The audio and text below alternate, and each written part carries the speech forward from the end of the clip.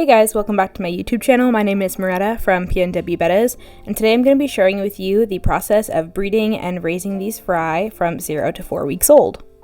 So to start this breeding process, I started out with a bucket, which I'm going to be using as a spawn tank, and I just set it up with a really simple cycled sponge filter and some plants, as well as some water that has tannins in it. And then I just went ahead and added my male into the spawn tank. So I'm letting him sit in the spawn tank for around 12 to 24 hours just to get him comfortable. And I generally also have the sponge filter set on a pretty low flow because I really don't want there to be a lot of water agitation. And then I'm just going to be giving him some bubble wrap to make his nest with. Now the next part I totally forgot to film, but after letting him get comfortable in the spawn tank, I went ahead and floated my female in a little cup. And I do this so they can see each other while he builds his nest, but they can't actually reach each other yet. Now the female did end up jumping out of the cup prematurely before I meant to release her, but because he already had his nest built, it was a-okay, and I just let them continue.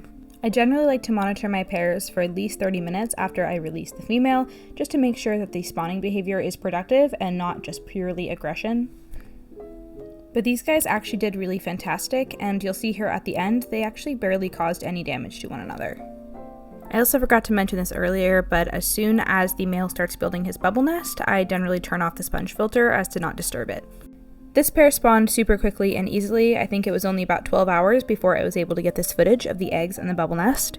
But pairs can sometimes take up to 48 or 72 hours to spawn, but beyond that kind of 72-hour mark, I would separate the pair and recondition, and then try again in a couple weeks.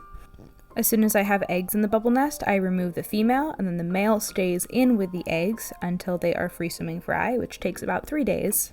Some males will try to eat their fry once they become free-swimming. I did not have this experience with this male. You do see him putting some fry in his mouth. What he's actually trying to do here is put the fry back into the bubble nest, because he doesn't quite understand that the fry are now free-swimming fish and don't need his help. Once I have these free-swimming fry, I want to remove the male, so I use something with large holes that allows the fry to pass through so I don't accidentally scoop out any of the babies.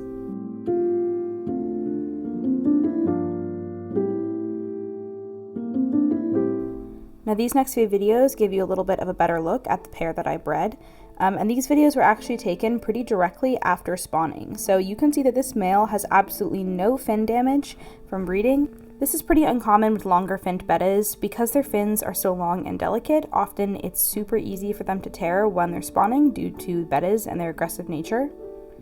This is my female after spawning. You can see that she just has one small rip in her tail, and this actually healed up super quickly. I think it was gone before even a week passed. When the fry hatch, they are super tiny. They're pretty much just eyeballs and a tail, and they look pretty crazy. So when you have very small fry like this, you're going to need very small foods. Now the main thing that I start my bettas on are vinegar eels. These are super easy to culture, and they're small and stay free swimming in the water column, which is why I really like them for bettas specifically. But the other foods I do like using are Infusoria and Paramecium. Those are both really good free swimming, very small foods.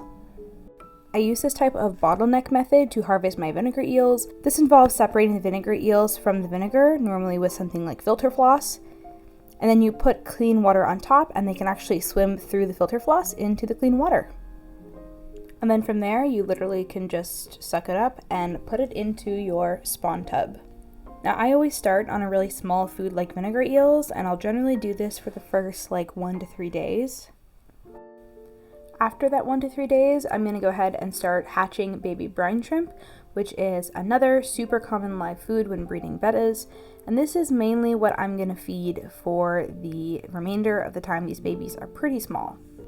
These are grade A brine shrimp eggs. I order them directly from Brine Shrimp Direct. I can leave a link in the description.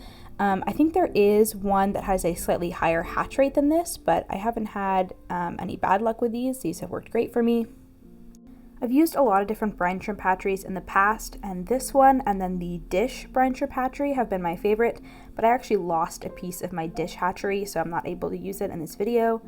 The way I set up this hatchery is really simple. I just eyeball the amount of salt and the amount of eggs, and then it generally takes my brine shrimp around 12 to 18 hours to hatch. But you also want to keep in mind that my fish room is heated, so they do hatch a little bit faster in warmer temperatures. So if you don't have a heated fish room, you can actually add a submersible heater into these larger types of bubbling brine shrimp hatcheries. In this video, I'm straining out the baby brine shrimp and removing it from the salt water using a very fine shrimp net. Now, in all honesty, I wouldn't normally do this because normally I'm just using plain aquarium salt, which is perfectly safe to be adding into your betta tanks. In very small quantities, this is not going to harm the fry at all, and it's really not going to have any negative effects. But when I was filming this, I just so happened to be out of my regular aquarium salt, and I had to use marine salt.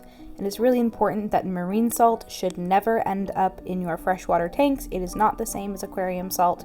So in this case, I actually filtered out all of the salt water and I rinsed it in fresh water before adding to my tanks. If you have any leftover live baby brine shrimp, it's a really great food for some smaller fish, like these baby guppies, and my adult guppies can actually do a pretty good job eating this as well, even though it is a little harder for bigger fish. So the next thing I want to share is how I increase the water volume in my fry tank, as well as you can see my fun Christmas pajamas. But I just want to slowly increase the water volume as the fry start to get a little bit bigger. So here I'm just taking some new clean aged water, also treated with tannins, and slowly dripping it into the spawn tank. And here you can see the fry have really gotten a lot bigger than those little tiny specks that they originally were. So when they're really small, I generally don't do a lot of water changes until at least 2 weeks old, but what I will do is go along the bottom with just a turkey baster and clean up any leftover dead brine shrimp. Sometimes it can be really hard to gauge the correct amount of brine shrimp to be feeding your spawn tank, and so what I'll do is just clean up any excess off the bottom to make sure it's not fouling the water. Now we've come to my favorite part, which is setting up a grow out tank. So this is when I finally get to move my little babies in a bucket to a real tank, and we're going to be able to see them a lot better now. And for this, I'm just doing a really simple setup on a 20-gallon tall. I have a sponge filter, an adjustable heater, some live plants, and some Indian almond leaves. Once you remove all the plants, you can really see how many babies are in here, and you can also see that there is some size variation. I'll talk about the size variation more in another video, but it's not really something to be too concerned about right now. Eventually, we'll separate them out a little bit by size and give the smaller ones a little bit of a chance to catch up. To transfer the fry over, I just removed most of the water from the bucket and then very, very carefully scooped up the fry and then put them into the tank.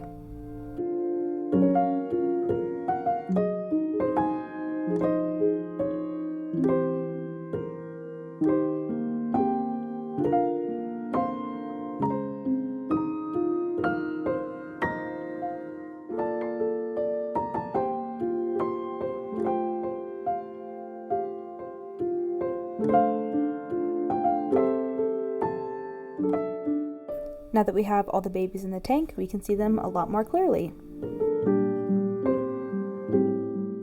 And at this size, I'm continuing to feed baby brine shrimp.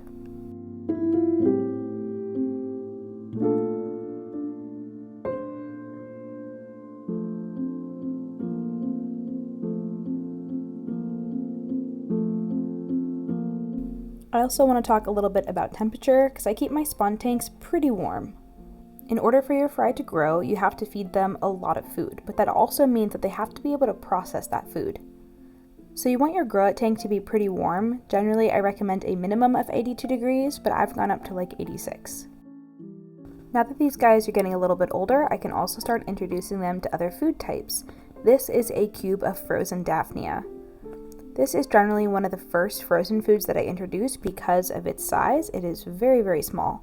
But I don't want to introduce too much of it just in case they don't eat it. And it looked like these guys were willing to eat the frozen Daphnia, which was super great. I'm still going to feed a lot of live baby brine shrimp, but this gives me a good introduction towards other foods in the future.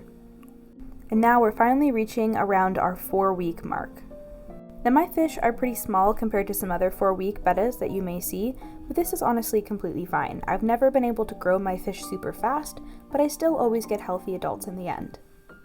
As these guys continue to grow, I'm going to keep filming what I'm doing so I can share their progress from 4 to 8 weeks. And I'll see you in my next video.